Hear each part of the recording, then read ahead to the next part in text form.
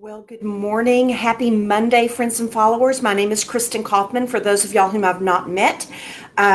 And I'm in the business of helping people build the lives they want without giving up the creature comforts that they want. And yes, that's possible. So for those of us who've been running on a hamster wheel for the majority of our careers, I've got news. There is another way.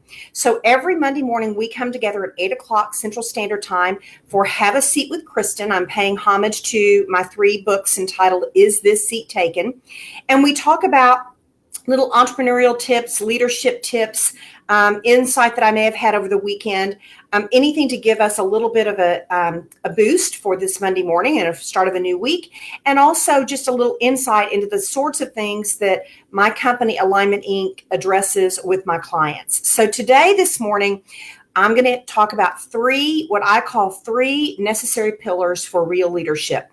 There's certainly not all inclusive. There are a million leadership traits and attributes that we aspire to accomplish and to achieve in the course of our leadership journey. But these are 3 that I really feel like are the foundational pillars that all of us that are aspiring to be quote unquote real leaders, aka authentic leaders, will embrace.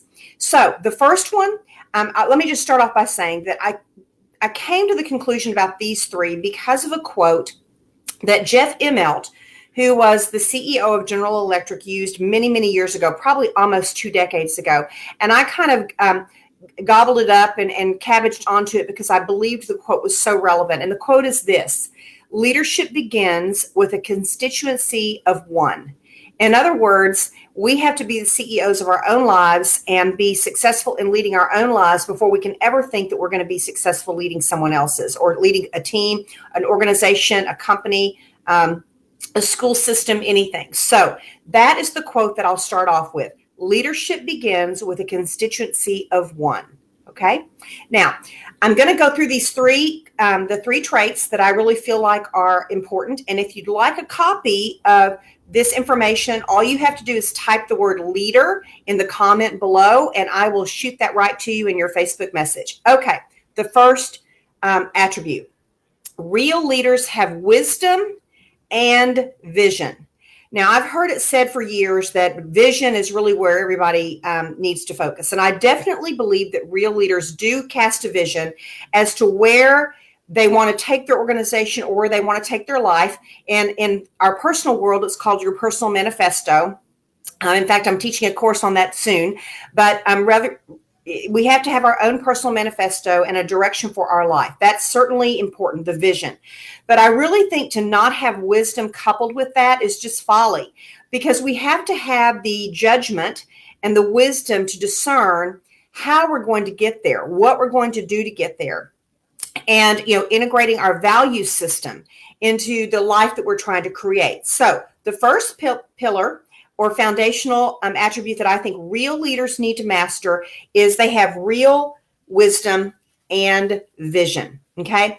And there's a book that I was actually referred to a number of years ago by a colleague of mine. It's called Visioneering, and it's written by Andy Stanley.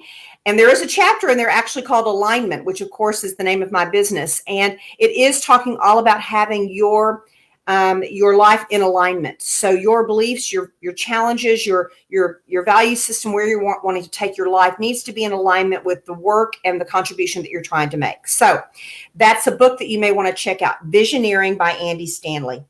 It is a very spiritually grounded book. So if that's not your jam, then you may want to not read that book. You may want to find something else. And I certainly can provide you a bibliography of books if you're interested. Okay, that's the first trait. Real leaders have wisdom and vision. The second, real leaders have to have the chutzpah to take the first step. My mother used to say, we have to have the stuff. She used to call it the stuff. And that's that gumption and that chutzpah to go for what you want and to lean into the challenges that you might be facing as a human being, as a leader of your own life or leader of an organization, whatever. But we have to have the chutzpah and the gumption to take the first step. Now, let me just say this. It's been hard. I'll be perfectly honest. With this pandemic, I've had to completely, swizzle the way in which I'm meeting the world, how I'm offering my solutions to people, because people are not needing keynote speakers and they're not really embracing on-site facilitation right now because of the pandemic. So I've had to kind of swizzle how I'm taking my services and my thoughts and my offerings online. And I've had several people of late roll their eyes and basically tell me that that's, no one's going to buy it. I can't believe that you would even waste your time doing that. And, it was a little bit of a pinprick in my balloon, to be honest. I mean, I felt like I'd gotten the wind taken out of my sails, but I actually believe that it's absolutely the future, and I'm going to lean into it, and I'm going to take the first step, and I'm going to have the gumption and the chutzpah to do that. And that's because that's what leaders do. We don't settle for status quo. We continually are reinventing and swizzling, the way in which we have to embrace the world. And I remember in my last book, I wrote a chapter about mean girls and bullies. And, a lot of us, have had mean girl or bully experiences. And my mother would always say, girls, chin up, shoulders back, stand tall, and move forward with conviction and confidence, and know that if you have purity of intention in what you're trying to deliver and accomplish in the world, the universe, aka God, will be on your side. So that is the second step, is that we have to have the chutzpah and the gumption to lean in, stand tall, and take the first step. We cannot wait for someone to basically take the step with us or for us. We have to do that. Okay, the third leadership trait. And for those of y'all who are just joining me again, my name is Kristin Kaufman. I come here every Monday morning with Have a Seat with Kristin, and we share a few minutes of insights, little nuggets that we think might be of benefit to people as we start the new week. They're all around the concept of alignment, which is my company, and how we can build and create the business and the life that we want without giving up the creature comforts that they want. And if you're interested in getting these three principles that I'm talking about this morning, all you have to do is type the word leader in the comment section below, and I will be sure to get that information to you. Okay, the last aspect of what I consider to be real leadership is this. Real leaderships leave a legacy. They leave a legacy. Their contributions don't end when their life ends or when their career ends. They move on and they continue to grow and evolve. They've done a great job of building out a succession plan in their company, or they've done a great job of raising their children. Their children will continue to walk in their footsteps. And again, I think this is so important. I was so blessed to live under the roof of my mother and my father, who were amazing leaders, both in business and in volunteer and civic activities, and certainly as human beings. And my sister Gretchen and I learned so much from them. I mean, it's impossible to not have garnered wisdom from them, because it exuded in every aspect of their life. And then I was equally blessed to go and work for Hewlett-Packard Company, my first job out of college, and I had the amazing fortune of working for Bill Hewlett and Dave Packard, who again were tremendous servant leaders. They thought of their employees and their customers and their colleagues ahead of themselves. Everything they did, they used that North Star of doing for others to help benefit their lives, to help them build a better life.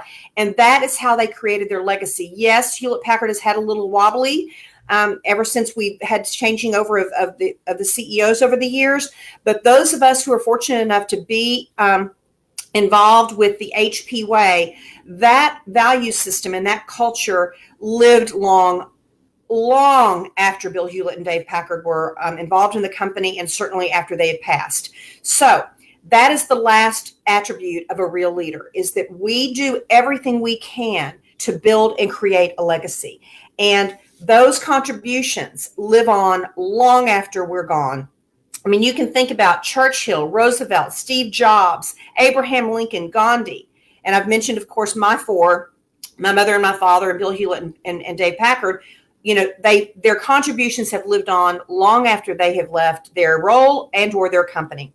So I have a few questions that I want to end this morning's Is the Seat Taken? For you just to ponder as you are driving to work, or perhaps as you're, taking a break. And here are a few questions. The first is, When have you taken a stand that goes against the status quo? Because you believe that that stand is really where we need to be heading as a human race, as a company, as a system, as a functional unit, as a team, as a family. So that's the first question. The second, are we willing to stand behind our convictions regardless of our consequences? That quote actually came to me from a very dear friend's father who's no longer with us. When I asked him years and years ago, we were on a date and we were with his parents, and I asked him what was his definition of integrity without ever missing a beat. So West Texas guy, he said, integrity is standing behind your convictions regardless of the consequences. So the question is, as a real leader, when have you taken a stand that you would be forced to stand behind your convictions regardless of potentially what might happen? What is the vision for your life? What is the vision for your business? What are you tolerating that is inhibiting your efforts to create the life you want? Tolerance is a beautiful thing in moderation, because we have to hold ourselves accountable as people to do whatever it is that we have set our mind to do. And sometimes when we tolerate things that are holding us back, it just levels us to the status quo, and we're never going to be able to achieve what we want. What are you willing to give up to reach that destination? How badly do you want it? And the final question is, what legacy are you wanting to write for yourself? So with that, those are my 3 leadership pillars as we start this Monday morning. Again, my name is Kristin Kaufman. I try every morning, Monday morning, to leave you with little thoughts that have come to my mind over the weekend that will help us create the lives we want without giving up the creature comforts that they want. And if you'd like a recap of this in written form, just simply type the word leader in the comments section and I'll shoot it directly to your Facebook message. With that, make it a wonderful, wonderful day and a great week. And I will see you right here next Monday morning at 8 o'clock for Have a Seat with Kristin. Make it a great day.